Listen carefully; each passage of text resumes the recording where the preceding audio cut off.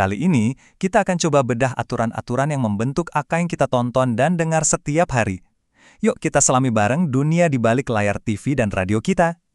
Waktu Anda lagi ganti-ganti channel TV atau dengerin radio, pernah kepikiran nggak sih, siapa sebetulnya yang nentuin apa yang boleh dan nggak boleh tayang? Ternyata, jawabannya nggak sesimpel itu loh. Ada sebuah sistem kompleks di baliknya yang bakal kita bongkar sama-sama. Coba deh kita lihat. Penyiaran itu sekarang udah bukan lagi soal kirim sinyal dari satu tempat ke tempat lain. Ini udah jadi industri komunikasi massa yang luar biasa besar dan punya pengaruh kuat.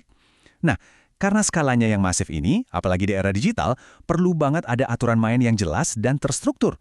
Tujuannya, biar semuanya seimbang, adil, dan pastinya bermanfaat buat kita semua.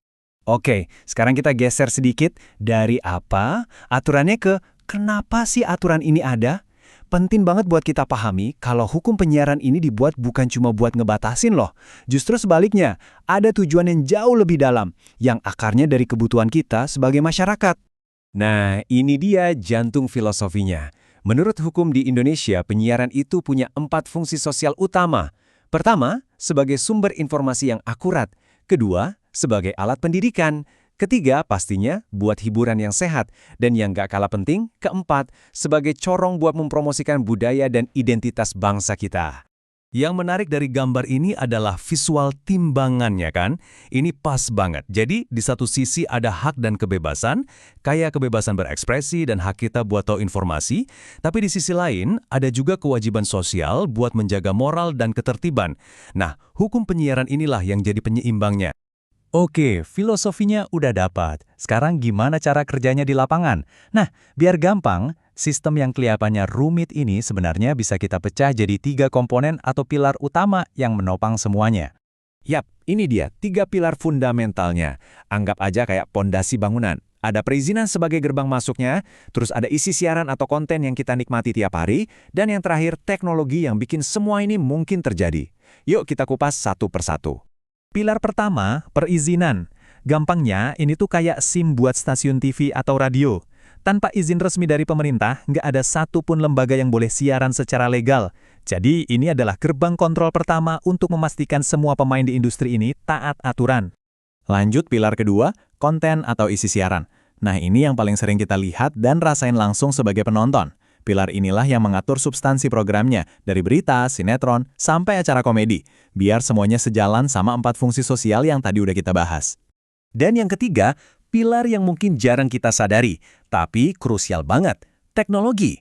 Ini ngatur soal standar teknis infrastrukturnya, mulai dari pemancar sampai sistem transmisi. Tujuannya apa? Simple, biar kualitas siaran yang sampai ke kita itu bagus, jernih, dan bisa dinikmati semua orang dimanapun mereka berada. Aturannya udah kita bahas, pilar-pilarnya juga. Sekarang pertanyaannya, siapa aja sih aktor di balik panggung penyiaran ini? Siapa yang menjalankan dan mengawasi semua sistem ini? Sistem penyiaran kita itu ibaratnya sebuah ekosistem yang hidup. Di dalamnya ada 3 pemain utama yang saling berinteraksi.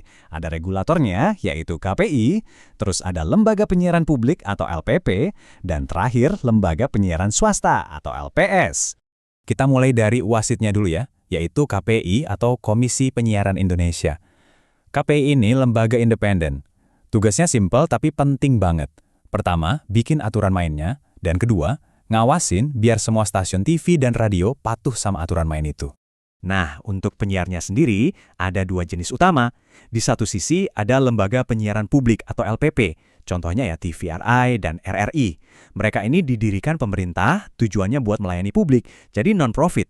Di sisi lain ada Lembaga Penyiaran Swasta atau LPS. Ini stasiun TV dan radio komersial yang sering kita tonton, yang tujuannya cari profit. Keduanya ini hidup berdampingan dalam satu ekosistem. Oke, kita udah lihat aturannya, udah kenalan sama para pemainnya. Terus, buat apa sih semua ini dibikin serumit ini? Apa tujuan besarnya? Yuk kita lihat gambaran lengkapnya. Ujung-ujungnya, tujuannya itu satu, sinergi. Jadi hukum dan semua sistem ini tuh kerja bareng buat mendorong 2 hal. Pertama, kualitas konten yang makin bagus dan mendidik. Kedua, kemajuan teknologinya. Semua ini demi satu tujuan akhir, industri penyiaran nasional yang maju dan bisa ngasih manfaat maksimal buat masyarakat Indonesia. Nah, sebagai penutup, saya mau lempar satu pertanyaan buat kita pikirin bareng. Zaman sekarang kan ada streaming, ada media sosial yang bikin definisi penyiaran jadi makin luas kan? Kira-kira aturan main yang tadi kita bahas perlu diubah nggak ya untuk menghadapi masa depan media? Ini tantangan besar sekaligus peluang.